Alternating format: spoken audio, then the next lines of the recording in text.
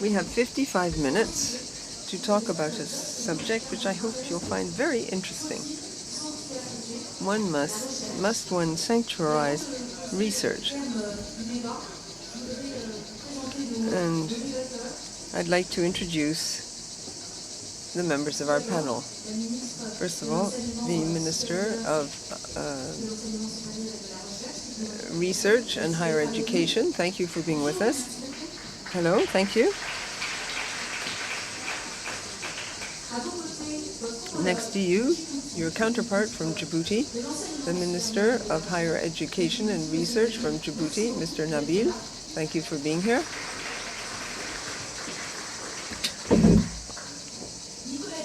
Nicolas Dubourg, President of ISAT, an investment company. Thank you for your being here this evening. Beatrice Weber Timoro, thank you. She will be speaking English, so take headsets if you need them to listen to the simultaneous translation. She is president of CEPR, an economist, and Laurent Saint-Martin, CEO of Business France.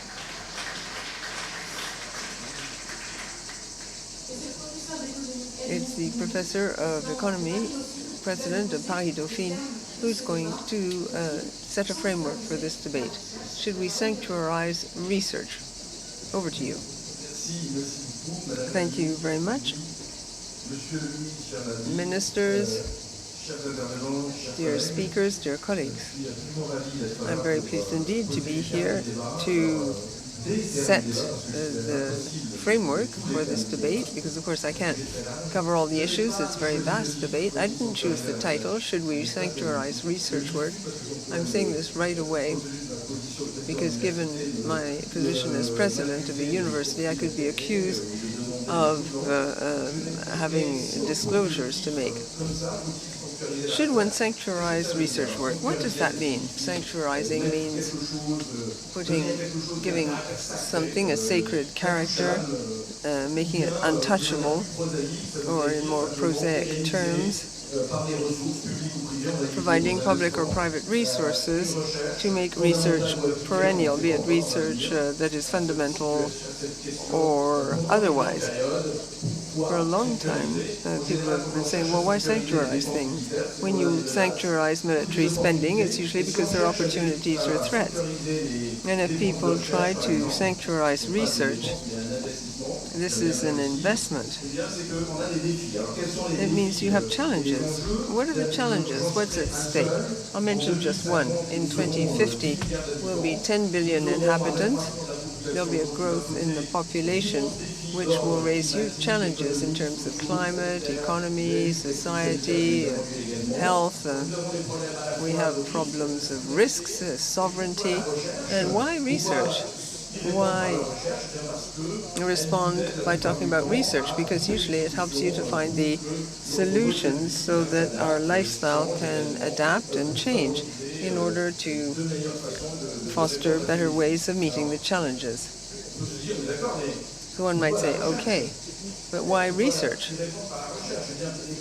Well, the big technological innovations, disruptive innovations, are always born of fundamental research. I say fundamental research on purpose. For example, modern computers were born of the invention of a transistor, which wouldn't have been possible without quantum physics. Of course, we have a physicist here, and I hope I haven't made a mistake in what I say. If you look at artificial intelligence, well, fundamental research delivered the key elements so that it could be used by GAFA. So, research is fundamental in all these areas. Research, okay, fundamental or applied research, but why the state? Is it only the state that is called upon to play a part? Yes, the answer is yes, but not only the state. Why? Because the state plays a key part in innovation. It's in the best position to support fundamental research in a disinterested way in the long term, hence this idea of sanctuarization, and it can make massive investment in the long term. Let us not forget that GAFAM themselves are born of the use of technologies which were financed by the state. ARPANET, the ancestor of Internet, was financed by the American public agencies. So there isn't just one way of taking up these challenges through research, but research financed by the state is of fundamental importance. You're all familiar with Wagner, a German economist. He explained that, he said, why should there be inexorable growth in spending in certain areas? Health, private investment is difficult to rope in because they need profitability. So the state has a fundamental part to play. And for example, Fred Thurman, professor of electronics at the University of Stanford, understood this. In America, traumatized by the 1929 crisis, he tried to put together the first entrepreneurial ecosystem combining companies and universities. My position is that the state is the backbone of the sanctuarization of research work. That's a good thing because the state can invest in research in a very profitable manner. My colleagues, Guérin Lafayette, published a report which showed what I'm saying. A lot has been written about investment, public investment. Public investment in research is probably the most profitable form of investment. So we need state investment. And I'd like to wind up by referring to two further points. We can sanctuarize research work, and if the state has to do this, how should it go about it? Should it, since the Allègre law, huge efforts have been made to enable fundamental researchers to become entrepreneurs. It's quite outstanding, the progress that's been made. So if we want to recreate hope, we have to see what progress we've already made and not just view the problems. There are perhaps 3 or 4 issues that are really important. Fortunately, we don't just have the state present here. You have private players, analysts. One can wonder whether the massive investment, which has grown over the past few years in terms of projects, is that sufficient to sanctuarize research? We need to sanctuarize by investing in the core of the reactor. In France, we may underinvest in fundamental research. This is borne out in the figures. But this underinvestment in fundamental research is due to a lack of private investment. The private sector doesn't have the courage to come and invest. And then one last point, does one invest in calls for projects? Military spending has been sanctuarized, for example, in an exemplary way. But what about the future? If we don't touch the core of the reactor, that is the wages of researchers, the brain drain. So we're really at a crossroads.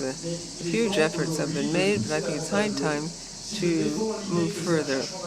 Fundamental research can answer the problem because we shouldn't focus only on applied research. Astor said that there was no difference between fundamental and applied research, so we need to focus on fundamental research in order to meet the needs of society in the future. Thank you for enabling me to sketch out the framework of the debate. Madam Minister, you heard what was just said by the president of Paris Dauphine University. You voted on a law which has increased the research budget by 30%, or will by 2030. Do you think that that is sufficient? Do you think that the money is properly earmarked to avoid the brain drain? And a lot of people are attracted to go and work for the GAFAM. Thank you. We talked about this new law. We have a law on research work. 25 billion is going to be invested over 10 years. That's an increase of 5 billion net in the budget. But the basic budget, I'd like to give you a few figures. As you know, you're never small or big. You're always small or big faced with someone. So I want to talk about the international scene in Europe.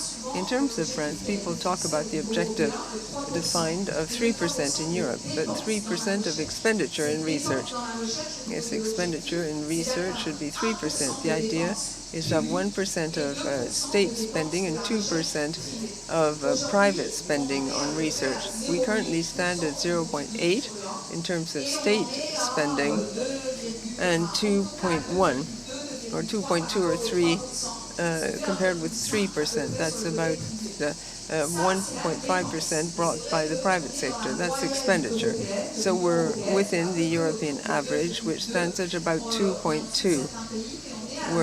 We lag behind certain countries, but we're on par with the European average. We need to attain this goal, of course, which will be ever more difficult to attain with inflation, because these 2.2%, to move them up to 3% of GDP, that's impacted by inflation. Now I'd like to talk about investment.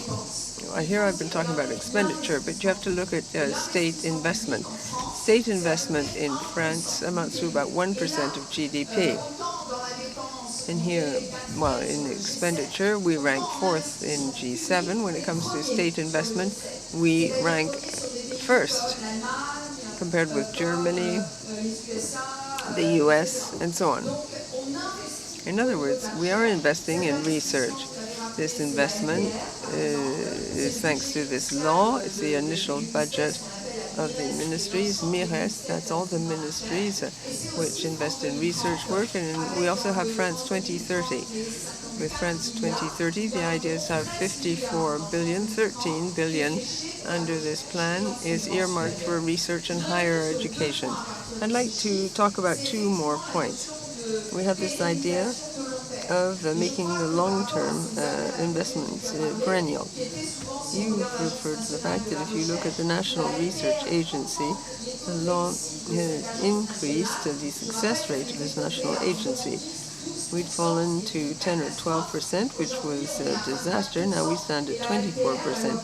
And the LPR, this programming law, aims at a 30% success rate, with 1 additional billion in this call for projects from the national agency. This national agency issues calls for projects which span 4 years, but France 2030 refers to 10-year projects, between 8 and 10 years.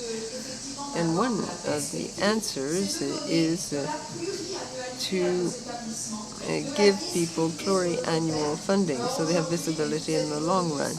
You are economists. In 2030.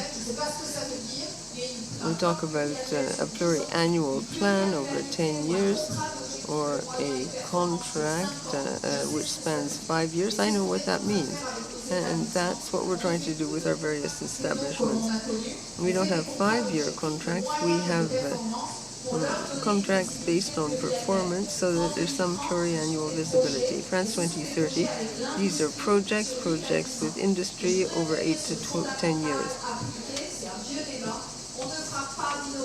Fundamental or applied, there will be no innovation or applied research if we don't maintain high-level fundamental research.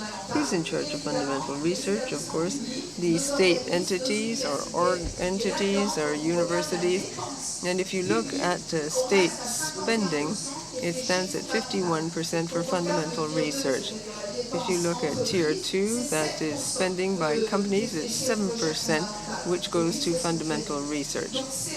So it's true that we need to maintain this budget for fundamental research. Indeed, we need directly to be able to give to laboratories and entities. I'd like to wind up by saying that what, in my view, is even more important than financing to maintain a high standard in research, in fundamental research, applied research, we have to have a close link with companies, and we need to give researchers time. We need to give research time. And the lever for me is administrative simplification.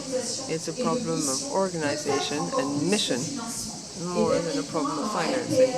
In this LPR, most of the money is designed to make research attractive. It's wages, compensation, to boost the salaries of our researchers, because talent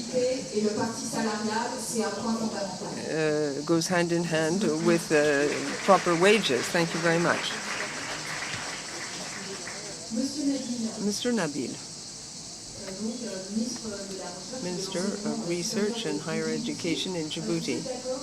Do you agree with what you have just heard?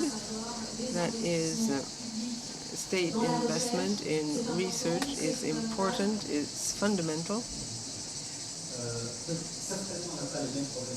We don't have the same problems, no doubt, in terms of volume. We don't have the same problems that you do. I believe that the minister and I wear two hats. There are a lot of frustrated researchers who didn't get money for their research work.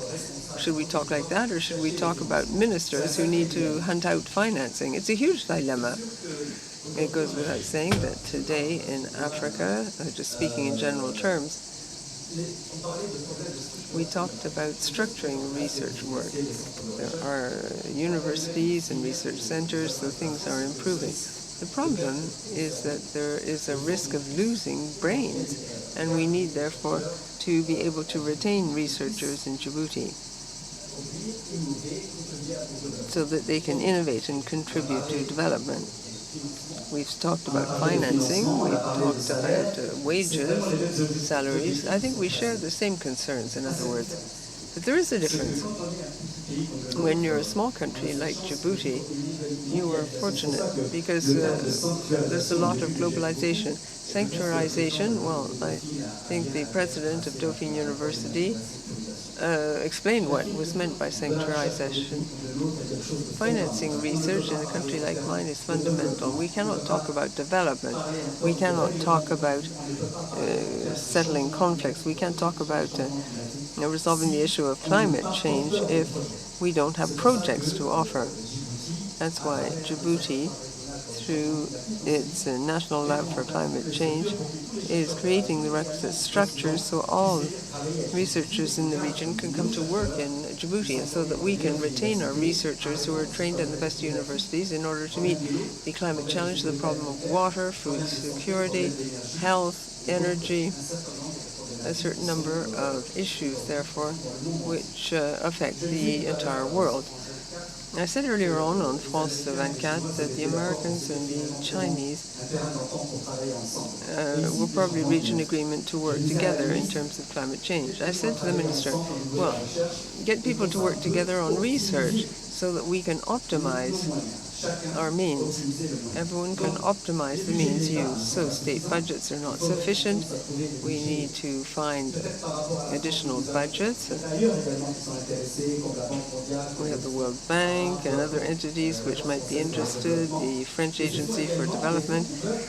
And these funds can enable other researchers to do their work. There's a second point I want to mention over and above the common problems we share. I want to talk about partnership. Partnership is very important. We have a very good partnership with the IRD. The president of IRD is here. The Research Institute for Development. We talk about food security, biodiversity, and so on and so forth. This also makes it possible to resolve these problems of financing. One can find research topics and use platforms in Djibouti or the IRD which enable researchers to innovate and to do their work. Then there's the second point. I'd like to talk about two more points: the state budget.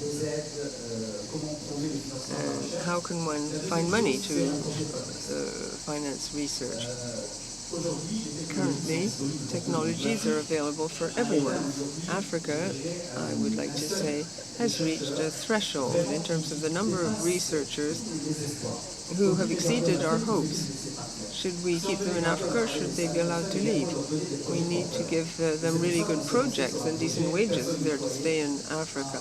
Nobody believed in this possibility. Nobody thought that students and our engineers would be able to produce satellites one day. So we're now launching 2 satellites. And this project attracted foreign investors who want to finance the launching of satellites. Our obligations are as follows. On these launch pads, engineers, researchers have to participate in all the phases of development of the technologies concerned. We need to look for other budgets. We need to think about international partnerships. It's really a question of globalization. Thank you. Nicolas Dubourg, you represent the private sector on this panel. You've heard all these repeated appeals and calls. There needs to be more private investment in research and in particular in fundamental research. What is preventing this? I'd like to describe what we do first of all, and you'll see why research is a great interest to us. We invest French funds in French company capital. The idea is to do this on the long term. We're deeply rooted in the real economy, and currently we focus greatly on industry and technology, and the two together. We've built up a portfolio with stakes in a number of wonderful companies, and currently we have developed a new angle. We work with younger companies. Most of them are industrial companies in the field of energy and in more conventional areas, together with technology. The idea is to create a new industry in France and to help companies to build their plants in France and in our various regions. What interests us in this venture is that we can create value, we can achieve growth. There can be no growth without innovation and without investment. So this harks back to what the minister has said. Investment is indeed very important. The good news is that these companies today, and we're aware of this, these companies are becoming fully equipped. If you look at companies, big companies like Arkema, Tech, Valeo, these are companies which invest in research and development. Here I'm talking about R&D. They invest a significant amount of their turnover, up to 20 or 25%, in order to make state-of-the-art semiconductors. They're 5 or 6 years ahead of the Chinese, and we have to maintain our research capacity in this area, together with the CEA in Grenoble. This is financed by the state, where there's a strong link between fundamental research and applied research in companies. We have companies that are investing heavily in these fields of the future. This is important for the energy transition. There are all sorts of applications for these new technologies. We are also keenly interested in SMEs.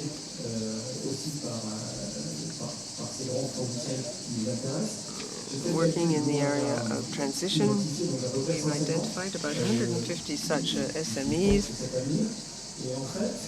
and basically more than 80% do research. Why? Because they have hired researchers, or because they were created by researchers, or they have a strong link with people in research, and they therefore have patents, and they start their activity on that basis. And it's exactly what you were saying early on.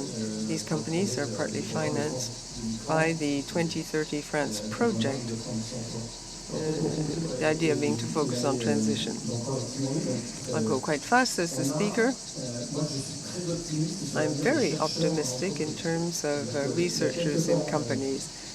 A little while ago, I started to work about 30 years ago. People said, hire a researcher at a company. Well, what is he going to do?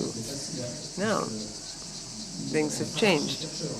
Researchers are in hot demand in terms of artificial intelligence, for example. They find a job in an instant. Likewise, in energy, semiconductors. It's a golden age for research in companies. The problems are so very complicated that I have no concerns at all as to their ability to find a job. And to finish, I talked about the ability to invest. There should be significant funds available for investment. It's a question of sovereignty. So we have to really rush into this area. The research world and the finance world have to talk to each other. Research issues are very complicated, indeed very intricate. It's very difficult to find your way around. And if we don't manage to talk to each other, it will be very difficult to help these projects to come to fruition. Thank you very much.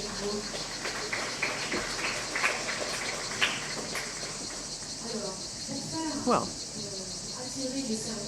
to attract brains and keep them, you need to have the right ecosystem. You need stimulation, collective stimulation. That is what you provide through the COPR, the Center for Economic Policy Research. Therefore, you are the president of this company, Beatrice. Do you think that it's good to invest in research? We've been talking about state and private investment, but you need to have a whole ecosystem as well, which is favorable in order to retain researchers in France and elsewhere in Europe. Yes, absolutely. I'd like to start by saying that I'm very pleased indeed to be here in Aix, and I wish to thank the Centre des Économistes for having invited the CEPR. We're currently moving our headquarters from London to Paris. We want to benefit from the French ecosystem and be part of it. Despite that, I really don't dare to continue in French, and I apologize for moving to English. I wanted to make 3 points. So the first one is, it is actually very, very clear today that the world has already changed.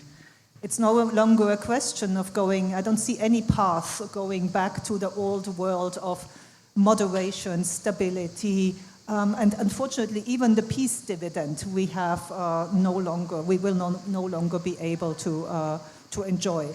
So the last 30 years is not what we are going back to. There will be no way to go behind the war in Europe, and there will be no way to go behind or to not see the consequences of the aggression between the US and China. But there is, so there is a certain irreversibility, which means we have a new world, which we need to understand. And the second thing which is irreversible, we already know that, that in terms of climate change, we already have a 1 degree warming. Maybe that's what we are feeling here, but it is irreversible. So the question is only how much further do we go? And all of these things that have already changed, and we know about them, do mean one thing. We need technology, we need innovation, we need research. So far, I think it is absolutely indisputable. Well, I hope it is quite indisputable what I've said. Now the question is, how do we get this technology? How do we get this innovation? And how do we share it? How do we collaborate? And this is the additional point I would like to put on the table. It is also a question of cross-border. So we are talking here about, in many cases, global commons, about public goods on the European but also on the global level. And how do you stimulate sufficient research into these global commons is the question. So there is a question of financing at the national level, but that is at least a question that national governments will have very much their eye on. Whereas at the supranational level, it is much, much more difficult. Let me give you an example. The example is when the Next Generation EU was negotiated. The first thing that fell by the way were the European Commons research financing, because that is nobody and everybody. And this is also true for a lot of what we're talking about, why it is so difficult to fund research, fundamental research, and fundamental research into the global commons privately and publicly. So what are examples? I wanted to give 2 examples of what can work, and one of them is the CEPR, but let me first start with another example. The CERN, the biggest super collider in the world, which was financed collectively by member countries before the EU, and which continues to be financed in a collaborative way. And the second example I want to give is the Center of Economic Policy. This is a pure network, c'est un réseau, which of more than 1,700 academic economists all over the world who really collaborate. They collaborate to bring together research and policy work.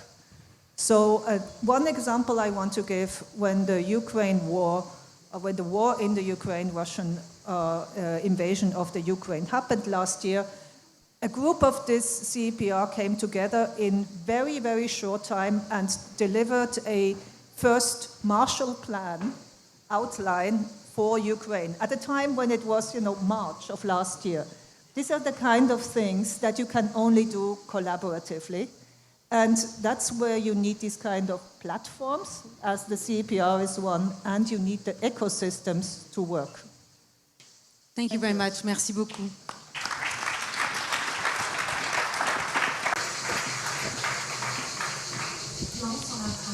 Laurent Saint-Martin, you're the CEO of Business France. You heard Béatrice Weber Di Mauro, and it was interesting because she said research is everybody's business and also nobody's business. Should we protect research? Should we keep it at home? Should we consider it as something to be protected, or is it better for researchers move to France or from France to Djibouti? Well, I will not talk about whatever is sacred, but we need to protect research? The obvious answer is yes. And I believe that came out of all our speeches. Thank you for even inviting me. Let me give you the vision of a public institution which works with private institutions.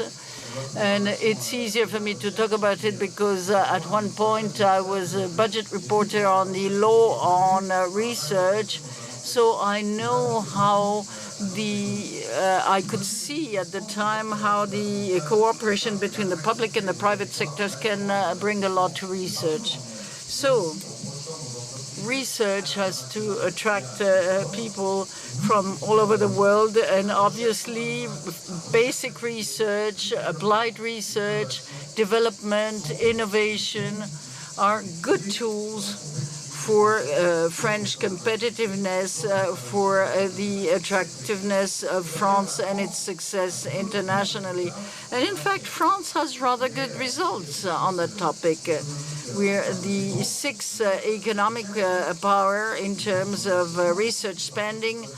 I tend to say that it's more research investment more than research spending, and I'm talking about both applied and basic research. Don't think that the economic world is not thinking about the basic research. A country can be attractive also when it has a good basic and fundamental research. It's very important to consider both aspects of research as 2 bricks of one same building.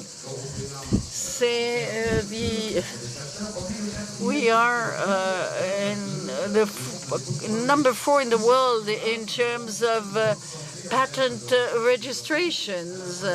And this is a good signal in terms of development for the public and private sectors.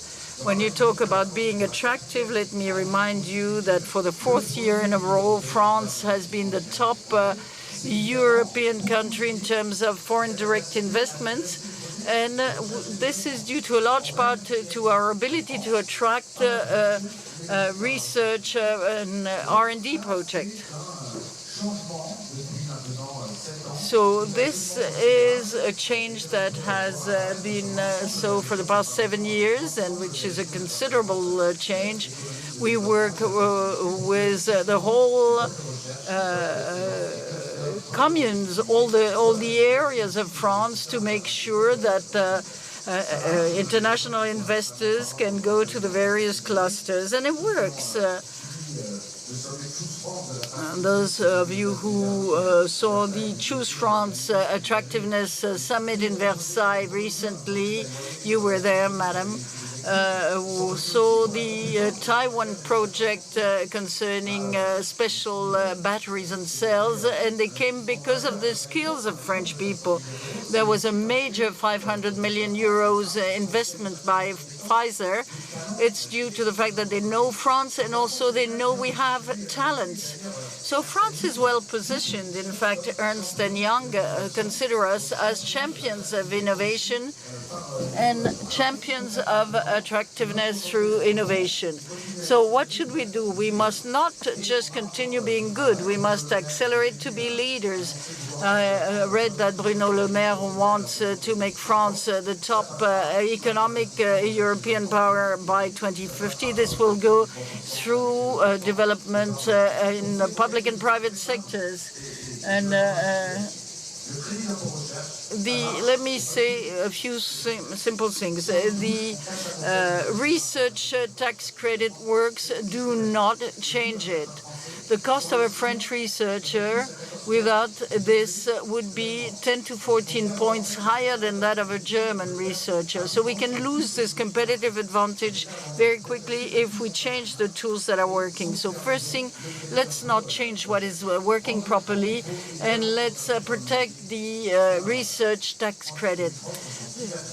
And France 2030 should be used as a leverage. 10 silos or vertical elements of innovation with 54 billion of public investment plus the private investment. You can multiply the impact by 4. And so you can multiply R&D thanks to France 2030, France 2030. Apart from that, we have excellent clusters in France, excellent poles of excellence. We have university research poles like Saclay and many others. And many people abroad envy us. It's true that the issue of ranking, I'm not coming back to this, could be a possibility of improvement. But we already have quite a lot of talent. The last point is that we have to attract international talent. There's quite a lot of work to be done to find the tools, especially with a number of countries, export countries. How can we attract the talents from these countries and get them to come to France and participate in the collective effort? We still have a lot to do on that topic to reinforce the position of our country in terms of basic research, scientific research, and innovation for the industry and companies. Thank you. Mood, je vous ai vu réagir. Vous avez... Mohamed,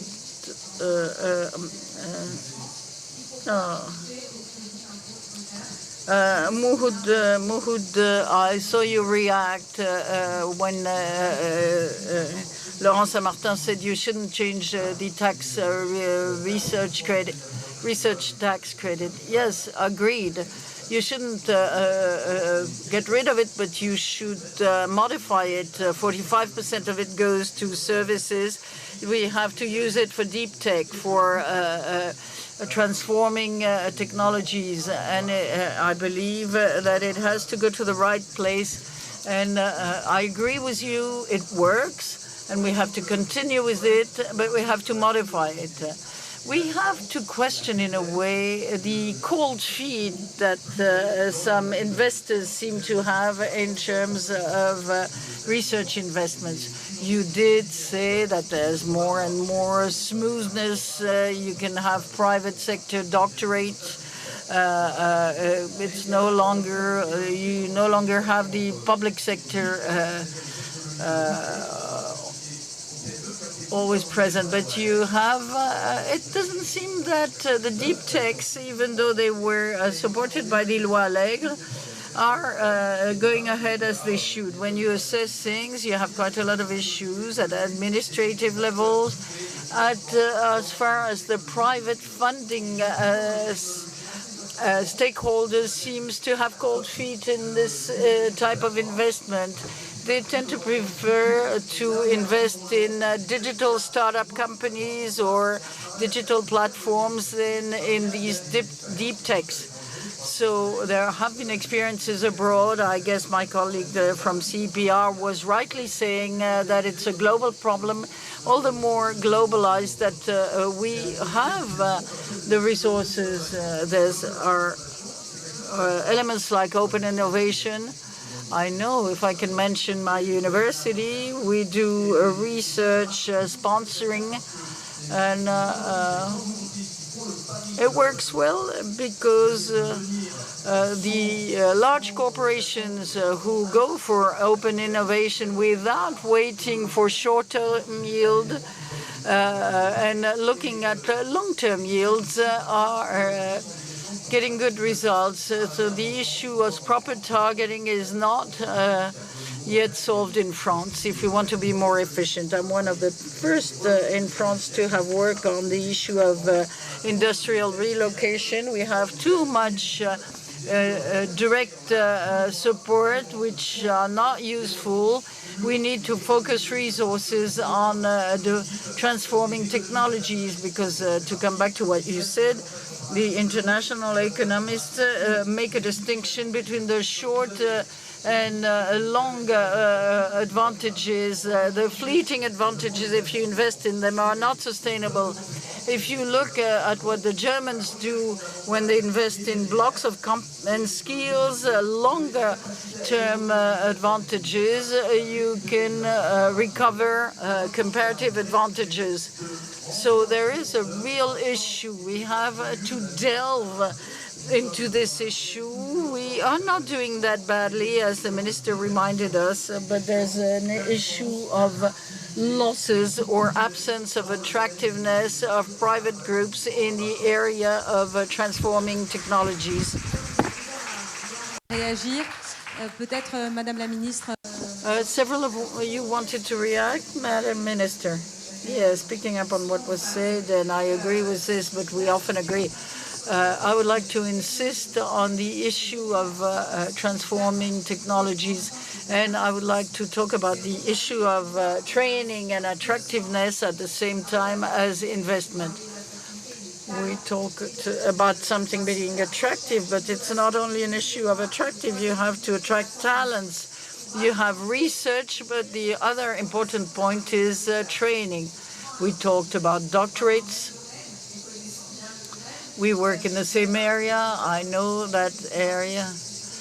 It's true that the companies that were mentioned earlier, like Cytec or others, or Leti, started with semiconductors,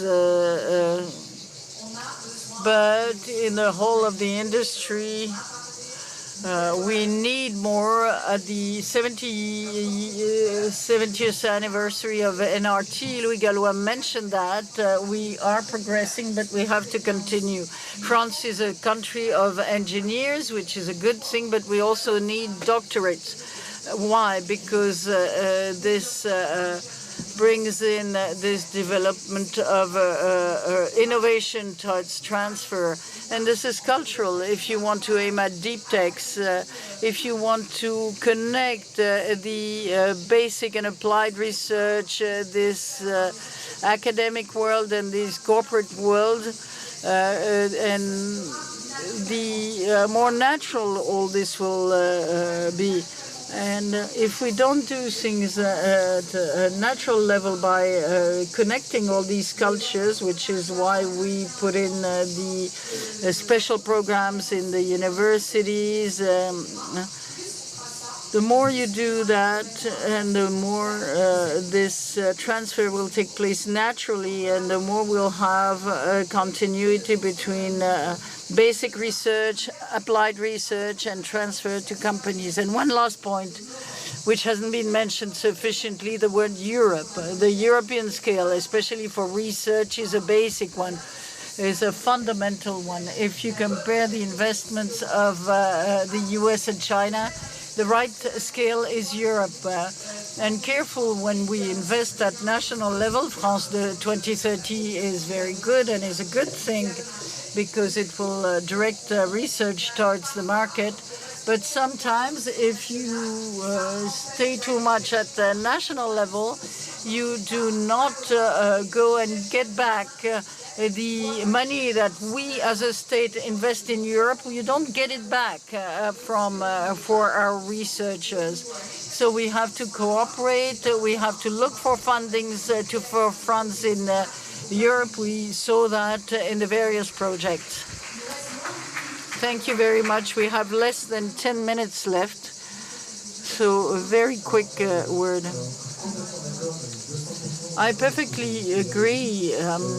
I agree 200% with what you said about the projects, the transforming projects and the funds necessary from the private sector. We need to have the right ecosystem. If you talk about the electrical batteries that Mr. Saint-Martin mentioned, a whole ecosystem has been built with car producers committing to buy batteries, and this gives the right ecosystem. If you look at hydrogen, we're not there yet. There are major projects, support is coming in, but the whole equipment in the industrial chain necessary for these projects are coming up. It's coming. We'll have to fund research and development.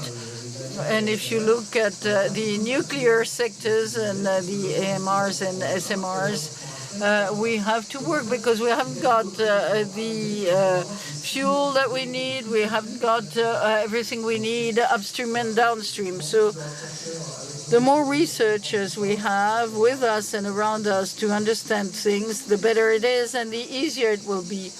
Minister of Research in Djibouti, Nabil, your issue is to keep your researchers, to retain them, and to enable them to move around. Yes, we want to retain them because we invest a lot. I often say that French taxpayers pay for their researchers to go to Canada, and we have the same issue.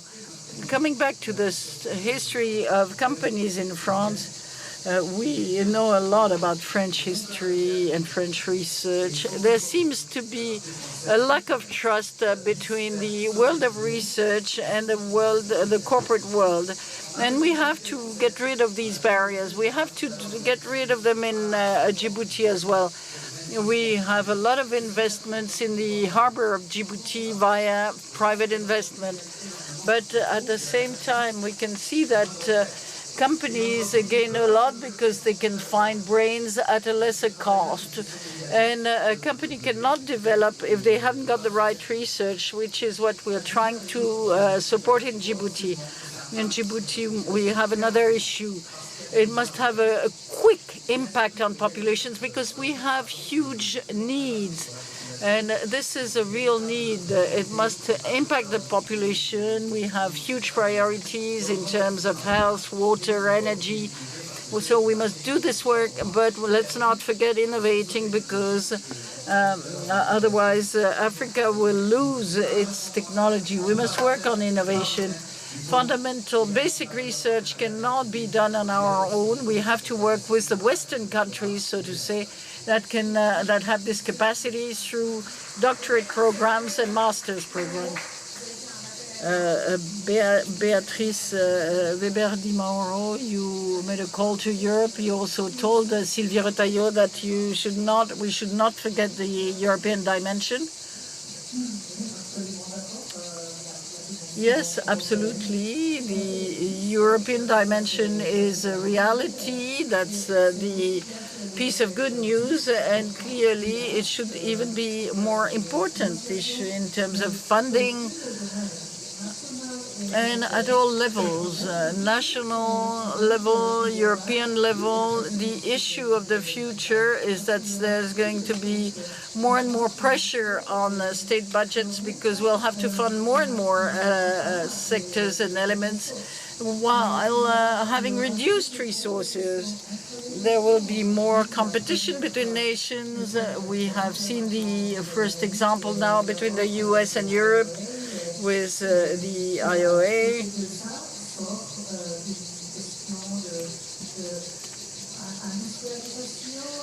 Which leads me to an issue of industrialization. Who can maintain the industry?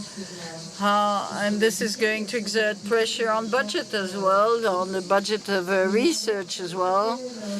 So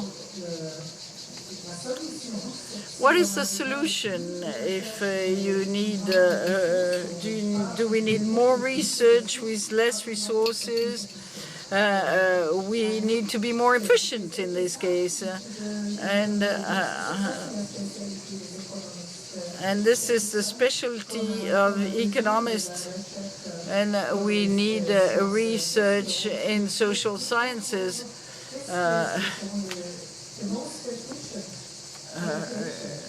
Resources is particularly important in the future in this field. Merci beaucoup. Béatrice. Thank you very much, Béatrice Weber-Dimao. Laurent Saint-Martin. The last, you have time for a few last words. Do we have to call upon the private sector even more and use the lever of the private sector? Yes, and I agree, and I will pick up what the minister said. There's still a mistrust between public research and the world of and the corporate world, and this must be overcome. We're honestly heading in the right direction. I used to manage a SAT a few years ago, and I saw a true cultural revolution in our country in as concerns the ability we have to give more value to research for companies. But we need a clear partnership between private and public research and the corporate world. Let me finish with a word on privatism investment.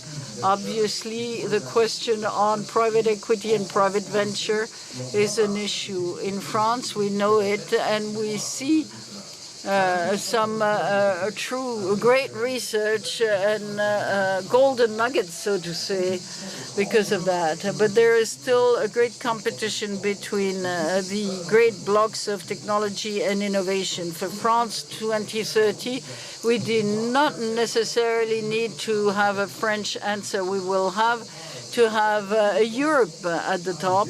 We need a fund or funds of venture funds for private equity in order to go above and beyond what we can do at present in this so-called black hole that we have from 70 million euros, let's say. Thank you very much, Laurent Saint-Martin, the head of Business France. Thank you all for taking part in this discussion. Should we protect